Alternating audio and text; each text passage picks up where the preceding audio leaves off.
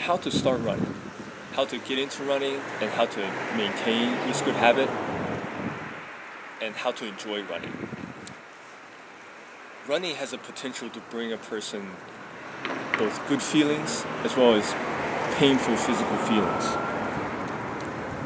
To maintain this good habit of running, not just for months, but possibly for years and even longer, I believe the key is to, as much as possible, associate positive and good feelings with running and not associate negative feelings with running.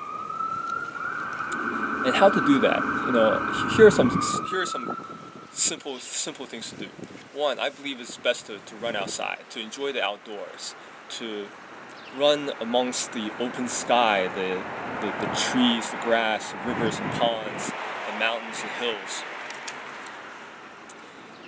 Another aspect that brings you positivity from running is if you're fortunate enough to run with others, to run with other people that will not pressure you to run too fast, people that will encourage you and bring positivity to your runs. I personally do the vast majority of my running alone, but when I do run with others, it is quite enjoyable. It brings another element of enjoyment to my runs. And one major aspect I want to say is to run easy, to run at a pace that you're comfortable with. Don't compare yourself to any of the other runners out there, any more experienced runners. Run what you're physically most comfortable with. And however, try to run for a long. Try to increase the duration of your runs. So put your effort and your energy into maintaining a longer run, a longer easy run. And the reason I say this is because one thing that running does is it gives you a trickle of hormones or neurotransmitters, whatever you may call them, of good feeling neurotransmitters and hormones. And one of the things that it trickles into your body is endorphins. Now, endorphins stand for endogenous morphine. So basically, it's slowly administering you a drug that makes you feel good. And the longer you run, the more your body is going to crank up the production of endorphins to mask. The purpose of it is to mask physical pain for prehistoric humans, so that they can continue to exert themselves physically for longer. But in our modern day, during our runs, the longer you run, the more endorphins, the more you're going to feel the endorphins that your body is producing. And that's going to give you a runner's high. I want to say it doesn't even start until close to 30 minutes into your run. So try as best as possible to build up to a longer run, 30 minutes, 40 minutes, or even longer. And the last thing I want to mention is you want to run in a smooth manner. You don't want to run with any kind of small amount of unnecessary pain with each step, because you're doing thousands of repetitions, if not tens of thousands of repetitions.